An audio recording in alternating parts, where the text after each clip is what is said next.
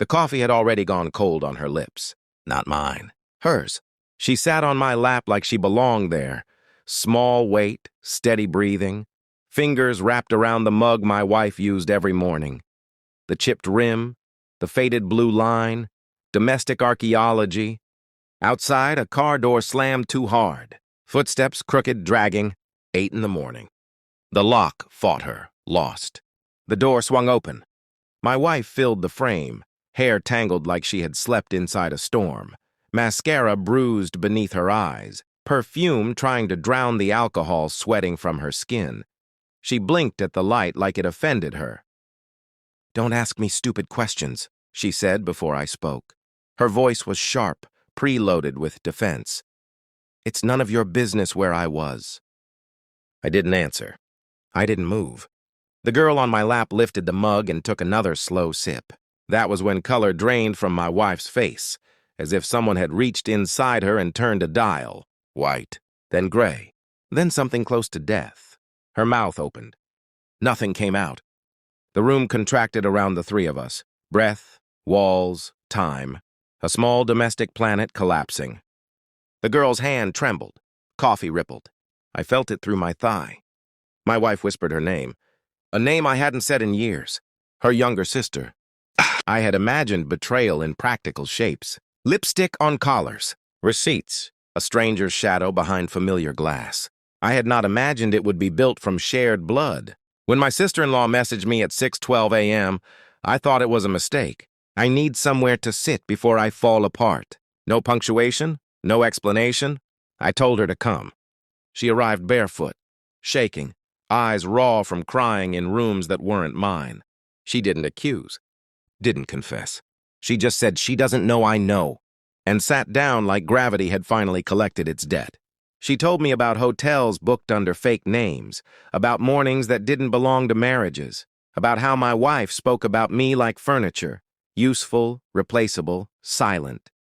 I listened the way surgeons listen, not with emotion, with inventory. Every word slid into place. Every memory rearranged itself without asking permission.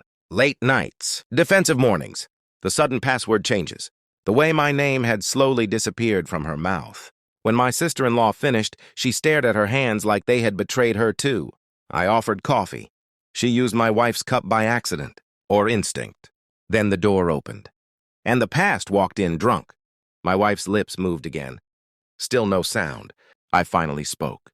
Only one sentence. "Sit down," I said quietly. She didn't. She just stared at the girl on my lap like she was looking at her own autopsy. And in that silence, something irreversible began arranging itself inside me. Cold, precise, patient. I didn't ask questions after that morning. Questions are for people who still hope the answers will hurt less. I already knew they wouldn't. I moved through the days like a well-trained ghost. I kissed her cheek, answered messages, laughed at the right moments, memorized her breathing patterns again, not out of love, but measurement. At night, when she slept with her back to me, I copied her phone. Every number, every deleted thread, every hotel confirmation forwarded to a second email she didn't know existed. I watched her lie in real time. It was almost educational. Her sister stayed quiet. We never spoke about that morning. Trauma is obedient when you tell it to sit. 3 weeks later, I had timelines, names, a pattern that spelled devotion to someone who wasn't me. A man from her office, married, 2 children. Predictable. I booked a table at a quiet cafe near his building. Neutral ground, civilized lighting. I invited him first. He thought it was business. Then I invited my wife. She thought it was control. I arrived early. Ordered coffee. The same mug. For muscle memory. He came in confident. She came in fragile. When they saw each other, something old and private cracked between them. I slid my phone across the table. Photos. Messages. Hotel timestamps. Voice notes she forgot clouds remember. I didn't raise my voice. I didn't need to. Her hands started shaking. His mouth kept opening and closing, practicing excuses like a religion. "I know," I said calmly before either of them spoke. That sentence destroyed her. Not the evidence. Not the betrayal. The knowledge that she had been late. She whispered my name like it was a wound. I stood up. Placed divorce papers beside her coffee. Then another envelope, addressed to his wife. Copies inside? Everything. I leaned closer to my wife. My voice stayed soft. You were right that morning, I said. It wasn't my business where you were. I paused. But it is my privilege what happens next. I walked out before either of them remembered how to breathe. Now I live alone. Quiet apartment. Clean surfaces. No passwords to memorize. Her sister moved to another city. We don't speak. Some bridges survive only by burning. My ex sends messages sometimes. Long ones. Short ones. Ones that apologize. Ones that beg. Ones that threaten. I don't open them. I already read the only message that mattered. It was written on her face when she realized I hadn't been abandoned.